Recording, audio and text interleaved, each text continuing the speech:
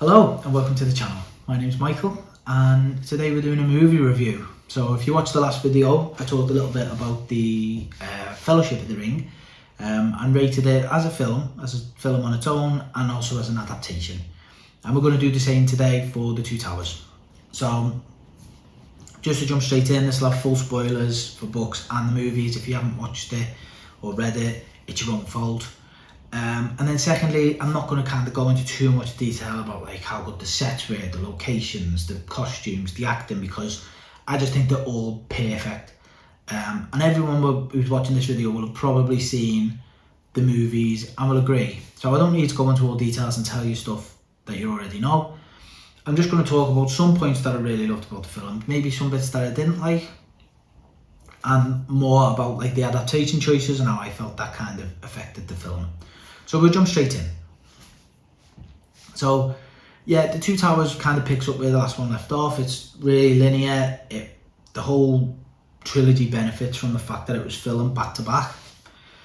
The best bit about this film is the introduction of Gollum, and just the fact that we get this perfect performance from Andy Serkis as Gollum.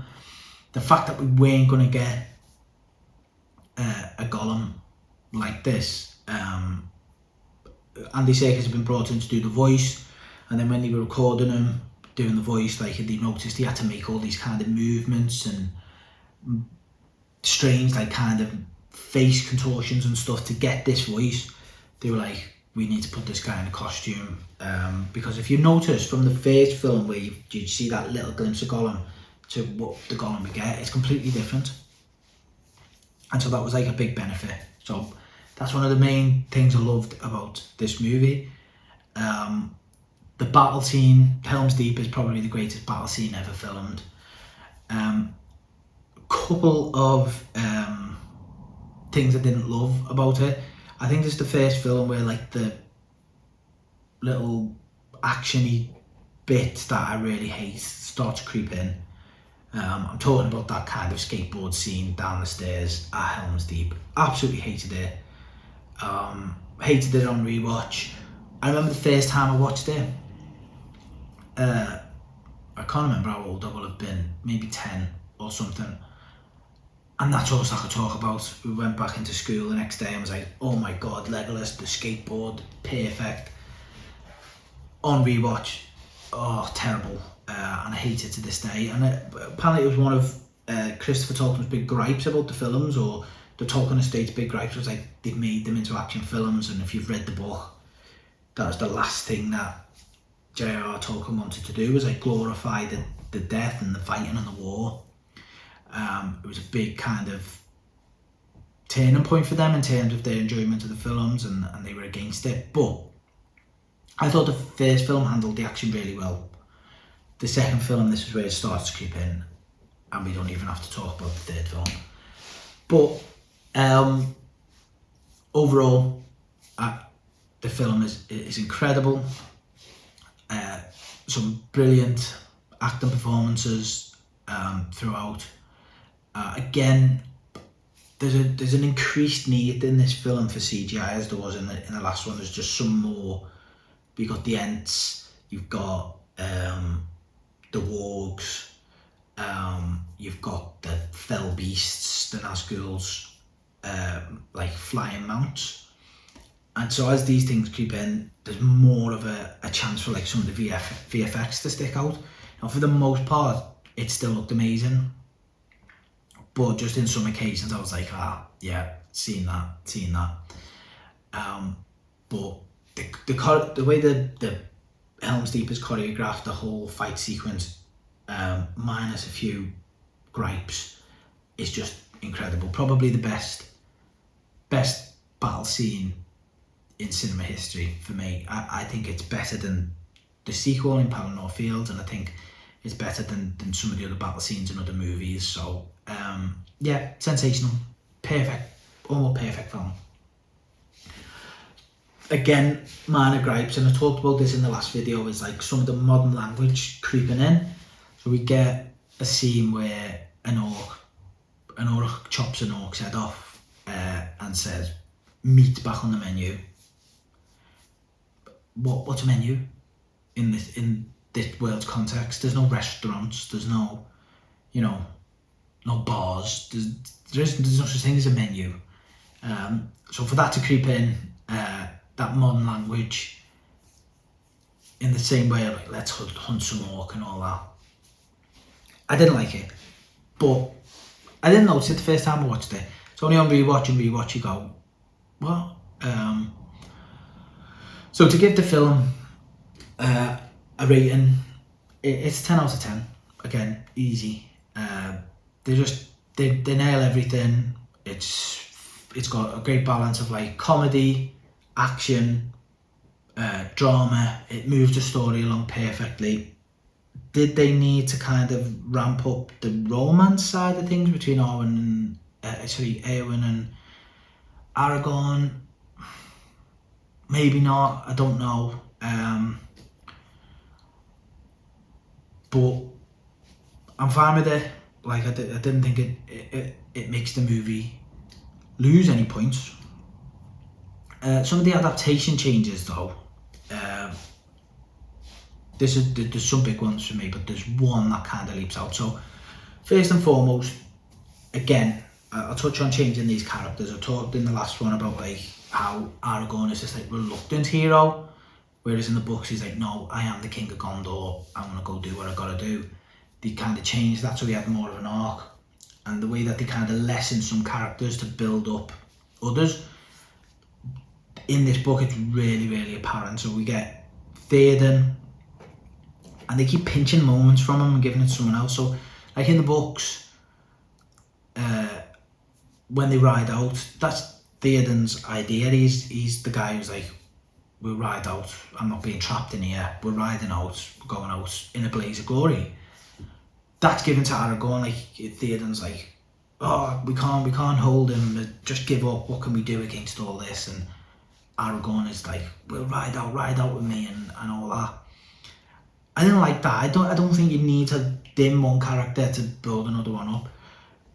There's also this moment, and again, I know why they do it, but where the whole like, where was Gondor when the Westfold fell? And Theoden knows that Gondor is at war with Mordor more so than they are with Isengard. They know that they're under the caution. They haven't asked for aid, they haven't requested it. And so this kind of bitterness of like, and it carries over to the next film. I'm not totally on board with that either.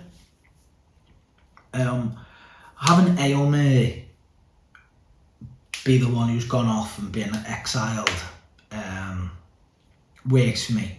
I'm pleased with that. When Gandalf like goes off and gets him, I think that makes it better than who we end up with, which is, I think his name is Erkenbrand in the books. And it's like he hasn't been exiled, he's been defeated, his men are scattered, Gandalf goes, gets them all in, and they come to the rescue.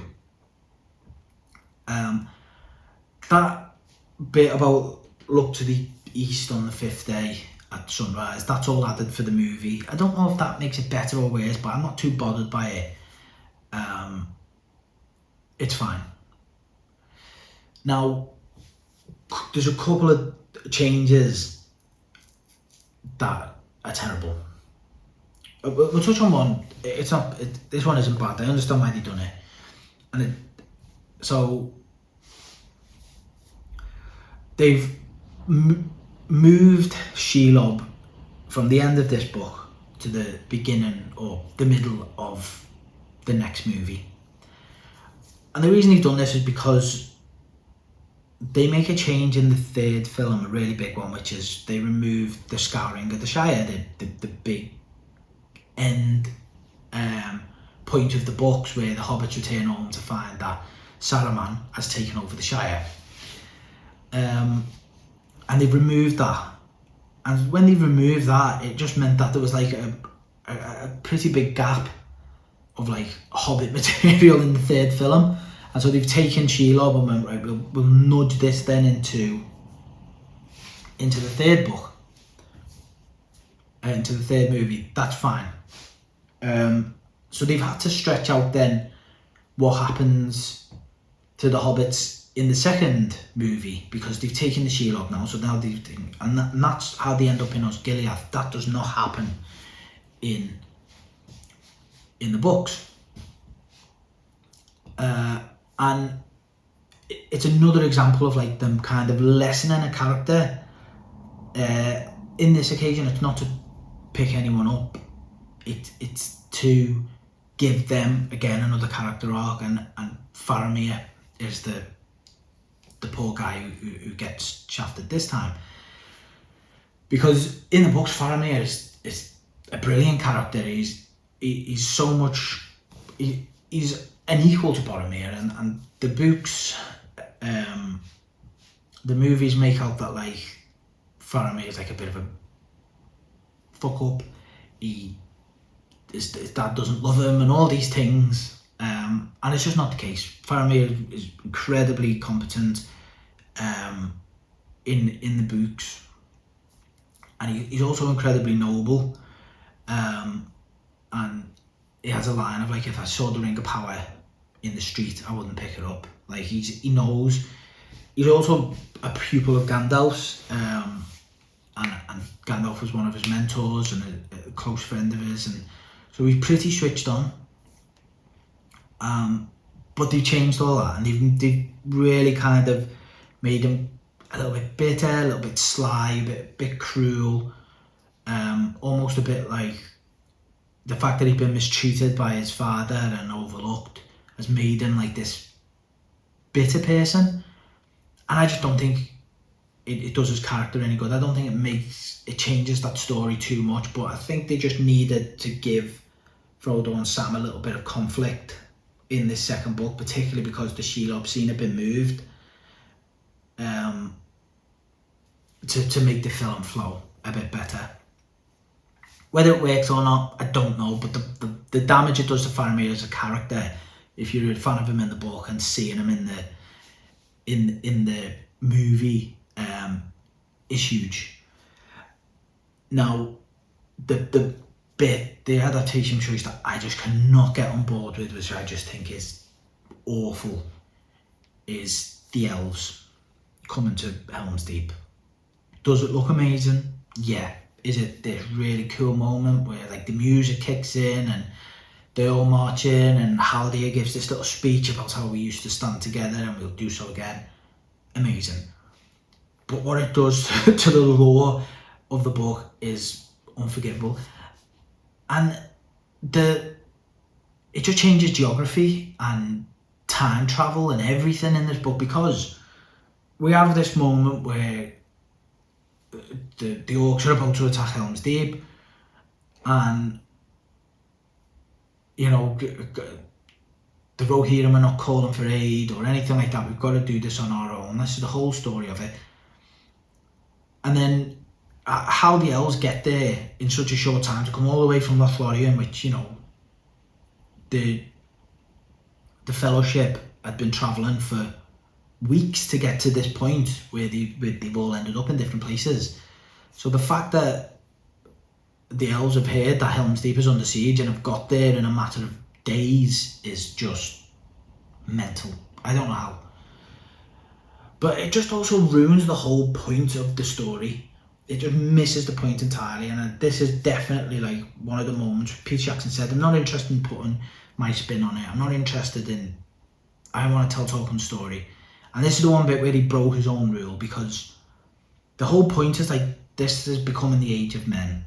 The elves are leaving the world, they're fading away. Men have to stand on their own. It's the whole reason Gandalf's here. They could have just sent a stronger angel. They could have just sent someone in their full power to say, go and deal with Sauron. All five of you just go jump him. But it's not what it's about. Gandalf is there as a guide for the people, to build them up, to get them ready to face the troubles on their own. Every now and then, he'll tip the scale a little bit. He'll do something to help them out.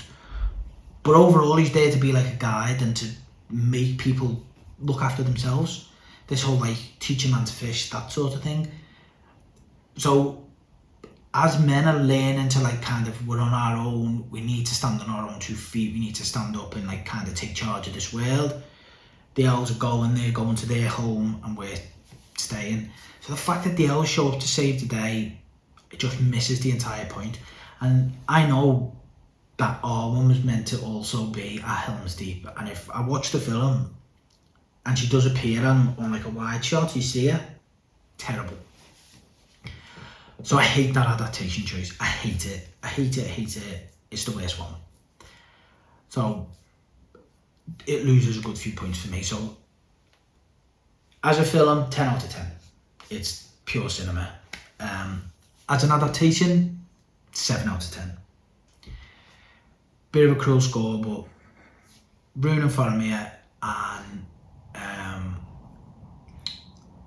putting the elves there is just unforgivable for me. And also toning down Theoden, who's a great character, even better character in the book. But big shout out to Bernard Hill, who just does a perfect Theoden. It's just magnificent. Like in a series full of incredible acting performances, Bernard Hill always stands out as Theoden for me. So fair play to him. So yeah, that's my score. Welcome your thoughts. I hope you'll join me for The Return of the King. Looking forward to doing that one. And yeah, I'll catch you again soon.